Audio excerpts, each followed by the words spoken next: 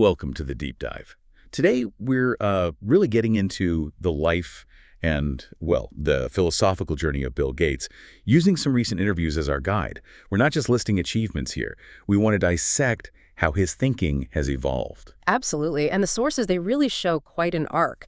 You go from this monomaniacal focus, as he puts it, on dominating operating systems to the person today saying that these huge fortunes, over $100 billion, are kind of insane. Right. And almost illegitimate unless you're giving them back thoughtfully. Right, and that's really the heart of this deep dive, isn't it? How does someone who achieves such massive commercial success, that kind of intensity, how do they pivot to tackling global equity, world problems? We need to pull out those key insights. What fueled the early success? How did his family help manage that, let's say, intensity? And importantly, where does a top innovator think tech has actually fallen short? Yeah, we're tracing that line from the garage innovator's singular vision to the philanthropist's global mission. We really want you, the listener, to grasp what happens when that level of success forces someone to confront not just markets, but these deep moral questions. Okay, so let's start there with that success mindset. The sources are clear. Early Microsoft. It had to be hardcore. Yeah. Gates talks about sacrificing weekends, vacations, but not like it was a chore. He says he loved it. Yeah. He frames that dedication as absolutely necessary, essential, really, for the company to even survive back then. And that intense focus was crucial because his main idea that everybody would use a computer, well, people thought that was kind of crazy back then. It was somewhat ridiculed, as the source material puts it. He needed that deep internal conviction to bet everything on a future most people just couldn't see yet. Which connects right into his ability to think long-term, doesn't it? That famous saying, we overestimate what we can do in 1 year. And we underestimate what we can do in 10 years. Exactly. That 10-year horizon, that's what let him build, well, the foundations of an empire, really. And it was underpinned by technology, wasn't it? Moore's Law, basically. Right. Because chips were doubling in power so rapidly every couple of years, he could almost treat the computing power itself as, well, essentially being free down the line. So his real focus wasn't the hardware cost, it was the software, the applications, defining how people would use all that coming free intelligence. And speaking of defining that layer, Yeah. the Steve Jobs relationship, it always comes up. It's fascinating. The media often played up the conflict, but Gates seems to describe it as more cooperative fundamentally because their skills complemented each other. Yeah, Jobs had that great line, didn't he? Calling Microsoft the General Motors and he was Mercedes. It sums it up nicely. Gates was the engineer focused on scale, efficiency, the code. Jobs. Genius of design, intuition, the user experience. The sources suggest that because their strengths were so different, didn't really overlap, they could actually get along, even work together sometimes. They weren't fighting for the exact same territory. But that internal drive, that intensity, it wasn't always channeled perfectly, especially early on. The sources paint a picture of a kid who was, well, different. Mm-hmm. He admits he pushed back against his parents, sometimes in a pretty tough way. Felt like they were in some competition, Yeah, you have this genius-level intellect mixed with this intense need for control. And that story about the Delaware report is amazing, isn't it? Other kids turn in 5, maybe 10 pages. He does 200. And he has that moment of realizing, wow, did I kind of overdo this thing? That's like an early glimpse of him learning to adapt, maybe. And the big adaptation seems to come from outside help. Mm-hmm. His parents sent him to therapy, to Dr. Cressy. Gates calls the decision brilliant. And it wasn't about crushing his spirit, was it? It was about sharpening his social awareness. Exactly. Dr. Cressy helped him see that fighting his parents, it just had no purpose. They were fundamentally on his side. Gates looks back now, kind of embarrassed, saying he was just showing off his brain power, challenging what he saw as their arbitrary rules. He learned you don't have to win every single argument. You need to understand the human system you're in. It sounds like his parents really gave him both the drive and the guardrails. His mother set these super high expectations. And she instilled that core idea. Yeah. If you are successful, you have to give back. Plus, she worked on the social stuff, manners, talking to adults. Definitely. And his father provided that model of, calm leadership, the love and logic approach, they call it. Clear expectations, clear consequences, but unemotional. Gates leaned on his dad's wise advice in early Microsoft struggles, but maybe more telling is that story about his dad in a negotiation, just using the phrase, I hear you. Not attacking, just acknowledging, finding common ground. That showed him the power of, non-confrontational leadership, a huge lesson. And that early give-back message clearly resonated later on. Which brings us to that pivot point. The ethics of extreme wealth. Gates is really blunt now. Fortunes over $100 billion. Insane. And shouldn't just be passed down to create dynasties. He sees it as this completely unique moment in history, this level of wealth concentration, and it demands a unique response. So philanthropy, but applied strategically like an innovator would. That's the counterbalance.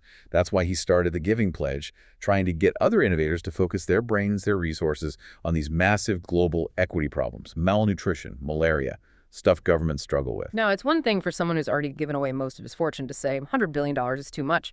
What about the argument that just building the business, creating jobs, driving innovation, isn't that contribution enough? Do the sources touch on that pushback? They do, indirectly, through this idea of the service metric. Gates admits the wealth metric is an easier one to compute. It's tangible, you can count it, philanthropic impact. Much harder to measure, much more complex. He's kind of pointing out an innovator's bias, maybe. The genius needed to build a measurable system, like Microsoft struggles to pivot to these messy, hard-to-quantify social problems.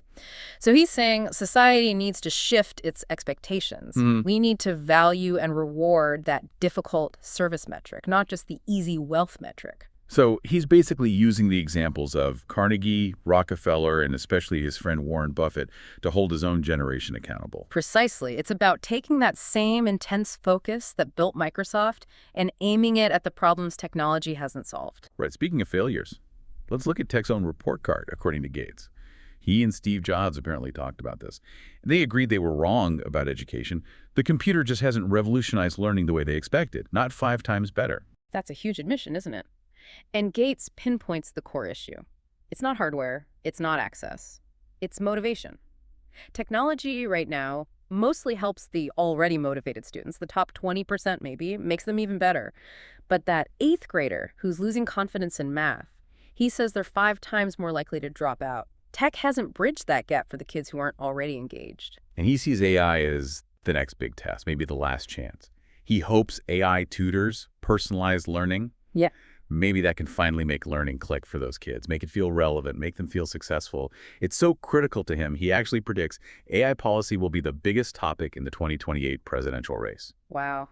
Yet despite looking ahead like that, he expresses real disappointment about his generation not cracking the current policy problem, social media. He points out how algorithms reward outrageous things that aren't factual at all. Yeah. And we saw the damage that lack of reasonable discourse caused during the pandemic, particularly around vaccines. The sources also mention his relationships with other tech leaders now. Sounds like he's friendly with Bezos, with Zuckerberg, sees them as peers. But he explicitly contrasts them with Elon Musk, saying Musk kind of stands by himself. Yeah, but maybe the most revealing business insight there is about advising Zuckerberg on antitrust. Gates basically admits that back in the Microsoft days, they just didn't take DC, the political side, seriously enough. And that was a huge mistake. It cost them. It's like he underestimated what politics could do in 1 year, even while he was focused on that 10-year tech plan. So advising Zuck feels like him stepping into that elder statesman role, trying to pass on a hard-learned lesson. Let's turn inward one last time. The sources mention Gates discussing the possibility, the likelihood even, that he'd be diagnosed on the autism spectrum today. He points to things like slower social development, that habit of rocking when he's thinking intensely, self-simulation, he calls it, and maybe ADHD too. It's pretty incredible to think about how much of that early intensity might have been just coping, adapting. He credits his therapist, Dr. Cressy, with forcing him to learn those adaptations. But he also worries. He worries that today, getting a label like that early on might feel pejorative. It might discourage someone from putting in the hard work to develop those social skills you absolutely need to run a big organization.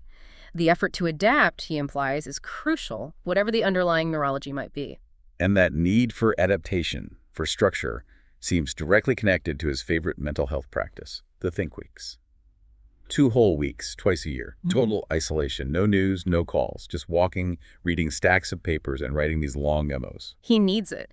He explicitly contrasts that slow thinking with the fast thinking you need in meetings. He believes his best ideas, the really big breakthroughs, come from that solitary reflection. It's like a structured way for him to find calm and keep the creativity flowing, given his intense way of operating.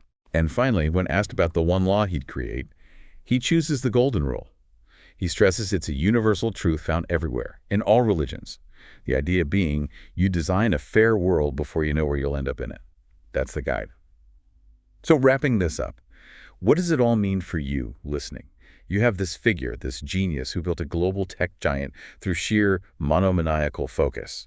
And now he's spending his later years trying to fix tech's shortcomings, especially in education, and addressing these huge societal imbalances around wealth, all while very deliberately managing his own internal wiring, finding his calm through structure and, well, intense periods of quiet thinking. I think the big operational takeaway is still that power of the long view, right? That 10-year perspective. Don't just focus on the next quarter or the next year. But the personal lesson is just as strong. The ongoing need for self-awareness, for adaptation, for course correction, whether that comes via therapy when you're young or through something like those intense think weeks later on, it's about constant refinement. Which leaves us with a pretty challenging final thought, drawn from the sources. Gates is clearly worried about AI policies shaping the next decade. He warns us, remember, the printing press didn't immediately lead to enlightenment. Early bestsellers were about hunting witches. So, given that history, given that new tech doesn't automatically create a better world, and given what he calls the coming free intelligence of AI, how will we ensure this next huge technological wave gets steered by the golden rule, rather than just fueling more division and conflict? Something to think about.